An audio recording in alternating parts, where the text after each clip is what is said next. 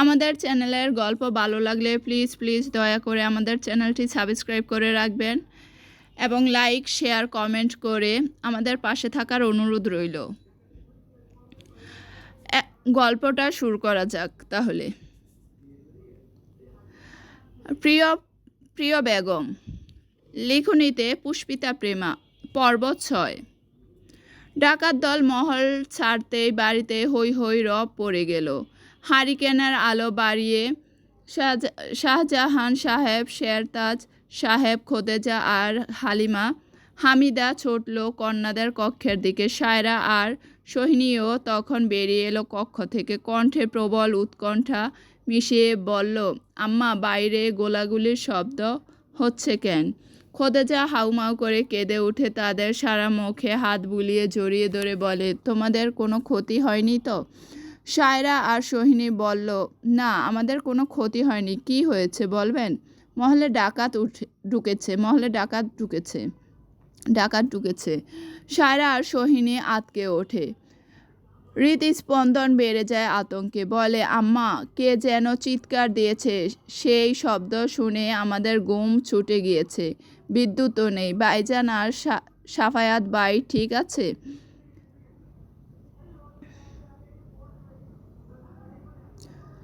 শাহজাহান সাহেব আর শেরতাজ সাহেব ততক্ষণে বন্দুক নিয়ে ছুটে যায়। পেছন পেছন বাকিরাও ছোটে। বাড়ির কাজের বুয়াগুলো বিলাপ করতে থাকে ভয়ে। সবার তখন টাকা পয়সা গয়নাগাটি বিষয়ে চিন্তা ছিল না।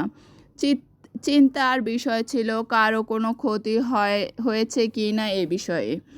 বৃত্তিগ্রস্ত পায়ে সম্রাটের কক্ষের দিকে যেতেই হারিকেন আর তলোয়ারের হাতে শেহজাদকে দাঁড়িয়ে থাকতে দেখল সবাই। সারা ডাক দিল, ভাইজান। শেহজাদ গাড় ঘুরিয়ে সবার দিকে চোখ বোলালো। সবার চোখে ভয়। তৎশেষ কুণ্ডলিম দেখে উদ্বিগ্ন গলায় জিজ্ঞেস করলো, ঠিক আছো আমার বোনেরা? সবাই এগিয়ে আসে। সায়রা ডুকরে কেঁদে বলে, জি ভাইজান। ওরা কি আপনাকে আঘাত করেছে? আপনি এখানে কেন? কে ওখানে ওভাবে চিৎকার করেছে? খোদেজা ছুটে এসে পুত্রকে আষ্টে পিষ্টে জড়িয়ে ধরে হাউমাউ করে কেঁদে উঠে চেঁচিয়ে। শেহজাদ শান্ত গলায় বলে, আমি ঠিক আছি আম্মাজান, কাঁদবেন না। তাহলে কে ওভাবে চিৎকার করেছে? শাহজাহান সাহেব বলেন, অপরূপা। কোথায় সে? সায়রা, সোহিনী অপরূপার কক্ষে যাও। মেঘমণ্ড গলায় শেহজাদ বলে ওঠে, তার দরকার নেই। সবাই তার দিকে তাকায়। শেহজাদ হারিকেনের উপর করে ধরে। লম্বা বারান্দাটির এক কোণায় গুটি মেরে কান্নার মতো গুটিয়ে হেলে পড়ে আছে সিঁদুর রঙা শাড়ি পরা অপরূপার শরীর। তার ছাড়া পাওয়া চুল গৃহ তলে শাহিত। মুখটা দেখা যাচ্ছে না, ক্যাশ পাশের আড়ালে ঢাকা পড়ায়। তবে শ্রোতবিভ্রর পা জোড়া প্রকাশ্য। শেহজাদের তলোয়ারের আঘাতে কাটা পড়েছে তার হাতের বাহু। রক্ত ছিলকে এবং গায়ে ঢলে পড়ায় সম্রাটের পাঞ্জাবিতে রক্ত লেগে গিয়েছে। তবে তরলে রক্তের চিহ্ন। আর অপরূপাকে এমন অবস্থায় পড়ে থাকতে দেখে ভয়ে প্রায় আঁতকে উঠল সবাই। শেহজাদকে দেখা মাত্রই কেঁদে ওঠে সর্বশক্তি দিয়ে। সে ধাক্কা দিয়ে কোণায় গিয়ে পড়েছিল অপরূপা এবং সাথেই অচৈতন্য বরণ করে নিয়েছে। খোদেজা হায় করে উঠে বলল, মেয়েটাকে নষ্ট করে দিল। ও খোদা, এটা কি করলে তুমি? বিয়ের পর স্বামীর গড় করতে পারল না মেয়েটা। শেহজাদ মায়ের আহাজারি থামিয়ে দিয়ে বলে, আম্মা থামুন। আমার মনে হয় এমন কিছু হয়নি। ওকে আক্রমণ করতে চেয়েছিল। ও পালিয়ে এসেছে। ভুল করে আমি ওকে আঘাত করেছি। শাহজাহান সাহেব গলা চড়িয়ে বলেন, এটা কি ঠিক করেছ? মেহমানকে এভাবে আঘাত করেছ? উপরওয়ালা রুষ্ট হবেন পুত্র। আমরা কি করে নিশ্চিত হলাম যে সে ডাকাত? খোদেজা কড়া গলায় বলে, ও তো বলেছে ভুলে মেরেছে। এভাবে চড়াও হচ্ছেন কেন? হামিদা বেগম শিবানকে নিয়ে ঘটনাস্থলে এলো। বলল, ফুলবানুকে পাওয়া যাচ্ছে না ভাবিজান। সবার বুক ধড়ফড় করে ওঠে। তন্মধ্যে সাফায়াতও উপস্থিত হয়। শেহজাদ বাই, কালু মিয়া আর মফিজের গায়ে গুলি লেগেছে, অবস্থা গুরুতর। আমি কি করব কিছুই বুঝতে পারছি না। শেহজাদ অপরূপার দিকে তাকায়, বলে, এদিকে এই মেয়েটা এই অবস্থায় পড়ে রয়েছে। আমার হাতে একটা নিষ্পাপ প্রাণ আঘাত পেয়েছে, এটা আমি মানতে পারছি না। সাফায়াত নিথর হয়ে পড়ে থাকা অপরূপার দিকে তাকায়। সায়রা আর সোহিনী ততক্ষণে অপরূপার কাছ ঘেঁষে বসে। রক্ত দেখায় তারা অপরূপাকে ধরতে ভয় পাচ্ছে। শেহজাদ সাফায়াতকে বলে, দ্রুত ডাক্তার বাবুকে আসতে বলো সাফায়াত। আমি এই মেয়েকে চত্বরে নিয়ে যাচ্ছি, তারপর ফুলবানুকে খুঁজব। কালু মিয়া আর মফিজের চিকিৎসা হবে। আম্মা, আর কয়েকটা হারিকেন জ্বালিয়ে দিন। বিদ্যুৎ তার কেটে দেওয়া হয়েছে, বাতি জ্বলবে না। দ্রুত যান, বৃত হবেন না। খোদেজা আর হামিদা চলে যায়। শেহজাদ এগোয় অপরূপার দিকে। সায়রা আর সোহিনী চোখ ভিজে ওঠে অপরূপাকে এই অবস্থায় দেখে। মেয়েটার ওপর অনেক জ্বর যাচ্ছে, তারা বুঝতে পারে না। শেহজাদ এসে পাজা কোলা করে তুলে নিতে নিতে বলে, পরে তোমরা তাকে বলো না যে আমি তাকে কোলে নিয়েছি। সে আমায় ঘৃণার চোখে দেখে। ভাইয়ের দিকে বিহলিত চোখে তাকায় দুবোন। তাদের ভাইজানকে অপরূপা ঘৃণার চোখে দেখে, অথচ সে রূপনগরের সম্রাট, রূপনগরের রূপের দ্বারক বাহক। রূপনগরের কত চোখ ঝলসানো রূপসী তাদের প্রাণ পুরুষ হিসেবে শেহজাদ চায়। দিবা স্বপ্নে বিভোর হয়ে থাকে, যার দরাজ গলার স্বর শুনে নারী মাতোয়ারা হতে বাধ্য হয়। গভীর চাহনির দিকে তাকালেই হৃৎপিণ্ডে কাঁপুনি ধরে। সুলতান মহলের উত্তরাধিকার স্বার্থে নয়, যে নিজ গুণে সকলের কাছে পরিচিত, যার সাহসিকতা, বুদ্ধিমত্তা, পরোপকারিতা, ন্যায়পরায়ণতা আর উদারতায় মানুষ মুগ্ধ। যে পুরুষ রূপনগরে ন্যায় বিচারের মজলিসে উত্তম ফয়সালা দানকারী, তাকে একটি ক্ষুদ্র মানবিক ঘৃণার চোখে দেখে কী কারণ? যদিও দেখে, তাতে কি যায় আসে?